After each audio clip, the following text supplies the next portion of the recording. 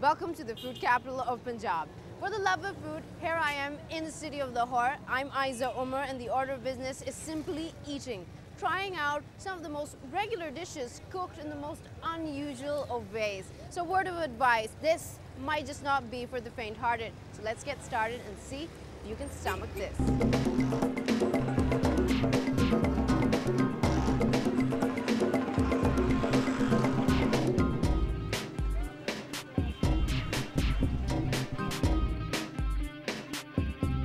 Our first destination today is approximately 29 kilometers away from Lahore proper. We're in the neighborhood of Wagah border. Every evening, come rain or shine, a drill is carried out by Indian and Pakistani forces on either side. Soldiers show off aggressive and ferocious maneuvers while pulling down flags, much to the amusement of their audiences.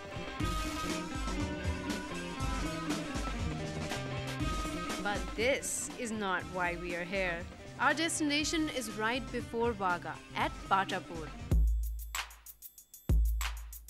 This unassuming establishment is home to one of the most extraordinary breakfast dishes known to man, doodh wale pie, or goat hooves cooked in milk.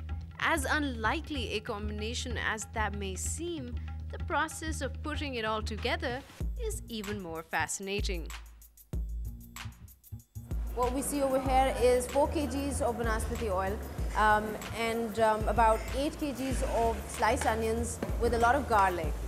Geared without a PhD degree in herbs and spices, I set off to drill Mr. Abbas Bhatt, the chef, with lots and lots of questions. The preparation is a whole day process. Once the chef is suitably irritated, the first step is to prepare the gravy. So far what has happened is that he's fried the onions really nice brown and crisp, and then with the garlic of course, then he threw in the ginger paste and right with it a lot of yogurt. Next thing coming up is the cream.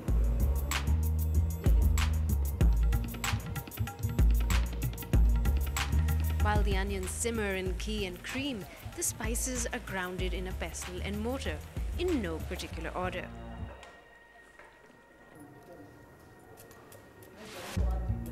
First comes the big cardamom, then the green cardamom. They grind it enough to let the seeds out, which is where the real flavor is. After that, it's star aniseed. This is what they call jilwatri. It's like orange zest, but it's actually coming from a flower, probably dried flower petals. It smells good. Cinnamon sticks go in whole, followed by grounded white cumin seeds, and then come the cloves. Bas? Yeah, इसमें डाल दूँ मैं? I am so annoying them. It's like with 2 big-time chefs, there's one annoying child in the middle. I'm learning. Now some nutmeg is mashed up and thrown into the mix along with some milk. All the different spices that have been added, you have to have a very intricate sort of balance kept between all of them. I mean, you're dealing with goat's feet, so they have to go out of their way to make sure that it not only looks appealing, but it smells really good, and that is what the spices do. Turmeric powder and red chili powder come at the tail end of all spices and herbs. Once everything is cooked for about half an hour in ghee, water and milk are also added. And now, it's time for a lesson in goat anatomy. The owner and the founder of this place, the king of all things goat, ladies and gentlemen, Haji Abdul Hamid. His first pearl of wisdom, how to spot a good goat's hoof in a crowd.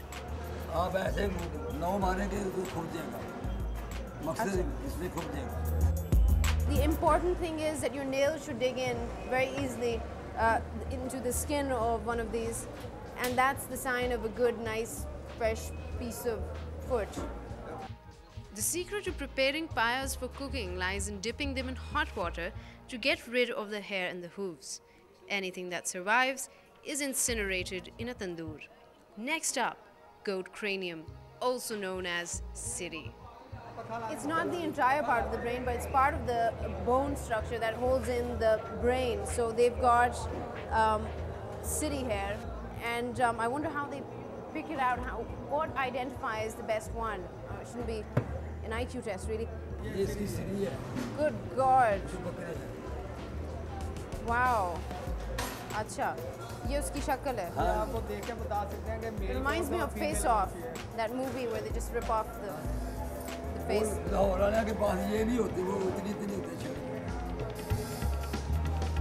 This is just wrong.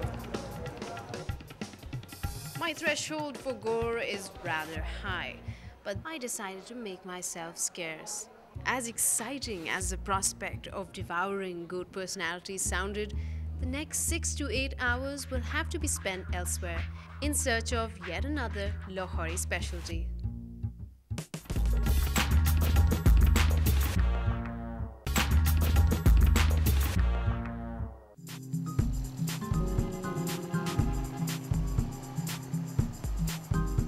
The city is Lahore, the place is Khan Baba Tikka Center right next door to Chubarji, and the place is jam-packed as usual. The specialty here is Karela Gosht, a very unlikely dish. But as you will see the process unfold, you'll understand. This place is also interesting in terms of the graffiti you see on the walls. Probably the only restaurant that does it itself.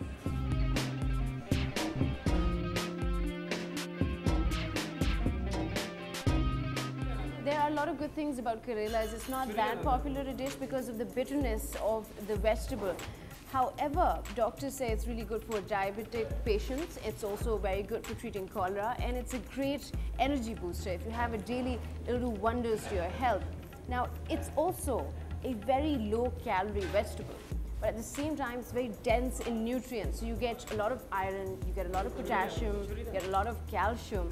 And a very important tip when you're making Karela Gosht or making stuffed Karelas is that because they're so bitter, what they do is that after washing them, they put them in a pot of cold water and add some salt in it. Now that absorbs the excess bitterness because Karelas at the end of the day are extremely bitter.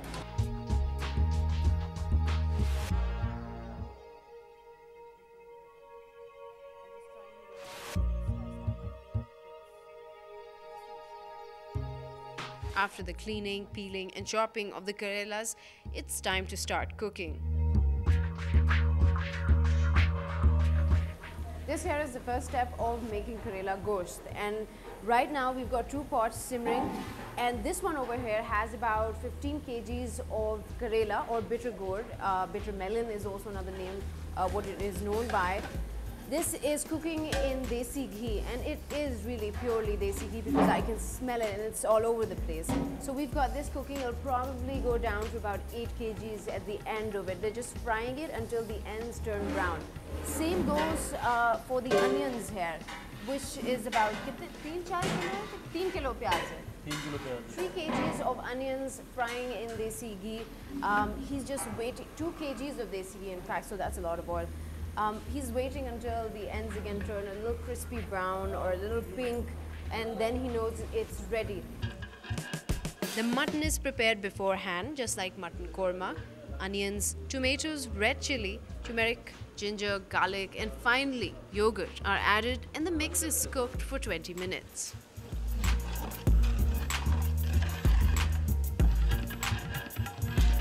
The idea behind Karela Gosht is that everything has to be put together just at the right time. When Karelas are half done, the pyaz is all pink, the onions are pink, and the gosht is already prepared, the meat is prepared. You throw it in, mix it up, got Karela Gosht.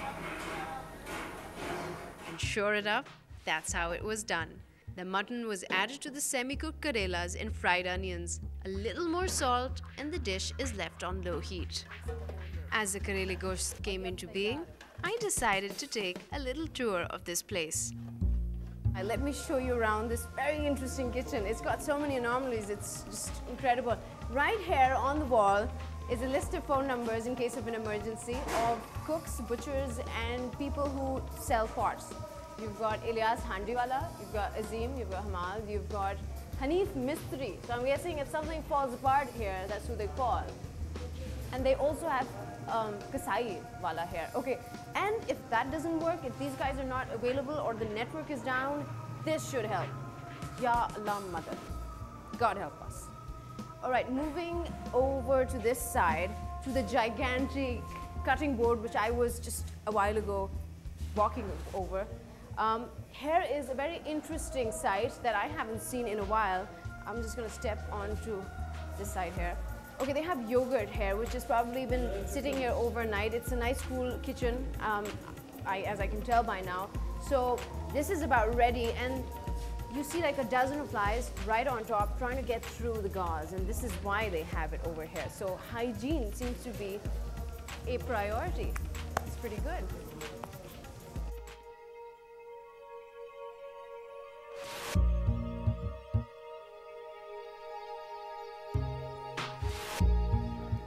My roti is here, and it's right off the tandoor, so it's nice and hot.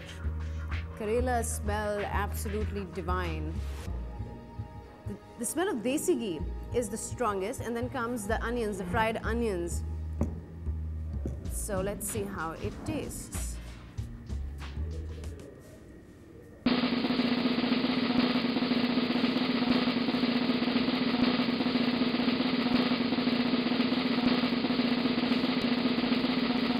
This is how it is. Absolutely incredible. Bitter gourd or karela is supposed to be really strong in its flavors. By the different methods that they've used in cooking this down, the bitterness has been brought down to the lowest level, which tastes great with the sweet onions. Because meat, when cooked with onions and all those, and yogurt, tends to get a little bit sweet, and then the fried onions right on top cancels out all the bitterness, and you've got this incredible mixture. The meat is soft and well cooked.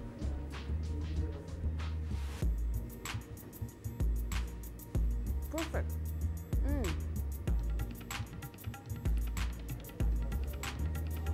But what you must have noticed is what I have in front of me, which is zarda, sweet rice with koya and almonds. Looks very tempting, and they've put that right before I had started lunch, which means they weren't expecting me to react this way. But I mean, I can do without zarda right now. This is so good. For the record, I did have the zarda, as did the entire crew. By unanimous vote, it was fabulous.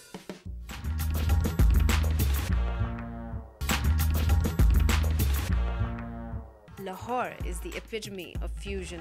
A diverse history, a lot of culture, and fast-paced development are entwined together to make this city more than a mouthful.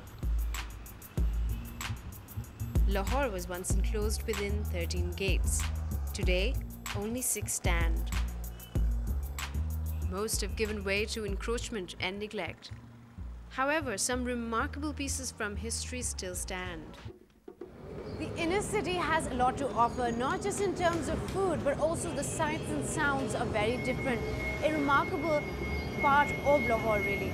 Here I am at Shalmi Chowk, and a lot of racket going on behind me, but standing at the doorstep of a remarkable mosque that goes back in history. This is Shabhar, or literally meaning a mosque that has been made overnight, which is how it was made. Now the story goes that back when Pakistan and India was splitting into 2 separate countries, what had happened was there was some kind of tussle between the people here, the locals, the Muslims and the Hindus. The Hindus wanted to make a temple, the Muslims a mosque. So in their competition to get here first, they ended up making the mosque overnight.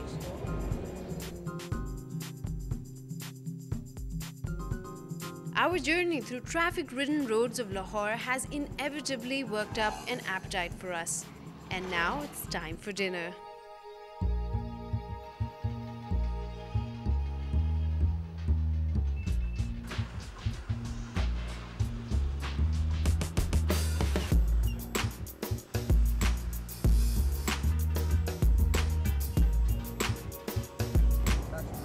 Here I am at Lakshmi Chowk here in Lahore at one of the many Charpai hotels. Now after today's meat overdose, I've decided to go all vegetarian. I'm going to have dal and roti.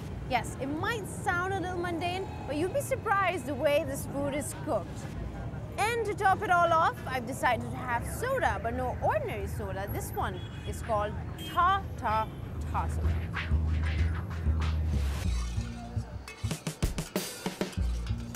Alright, this is my one plate of dal coming right up. This is the basic.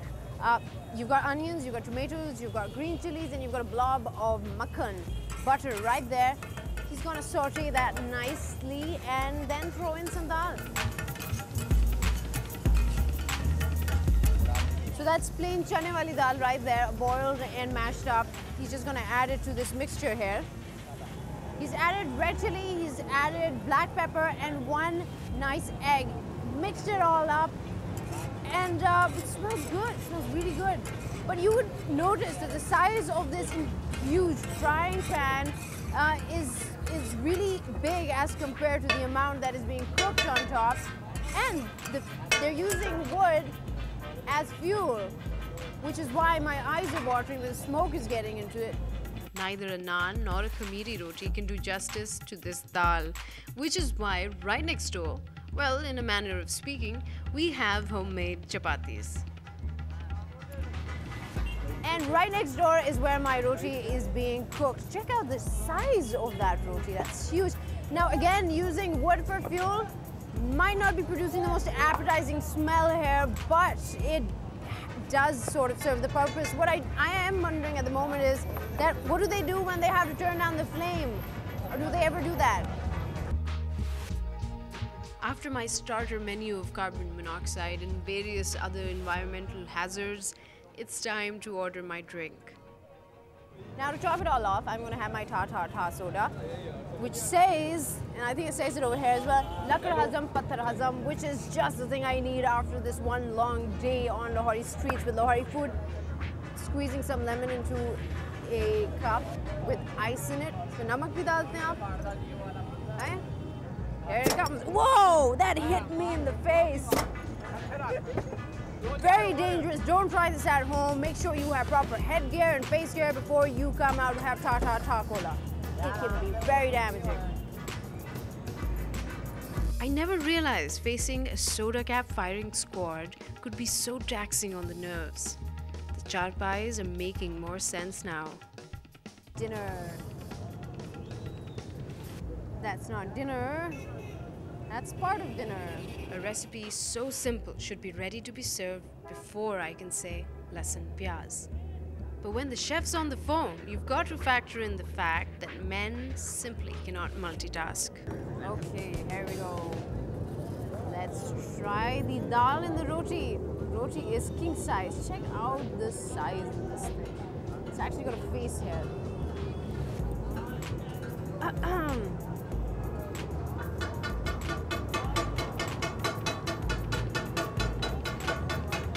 Strong smell of butter in here. I'm not quite sure.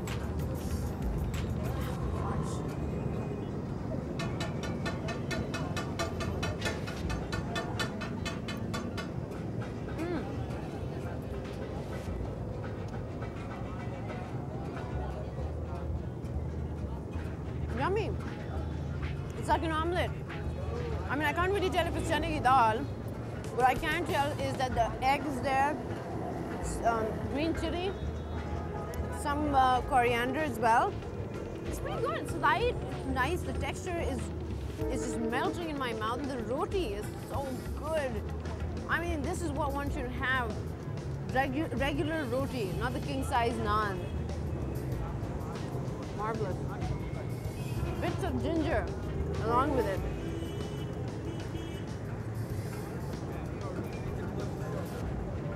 Okay. Top it all off.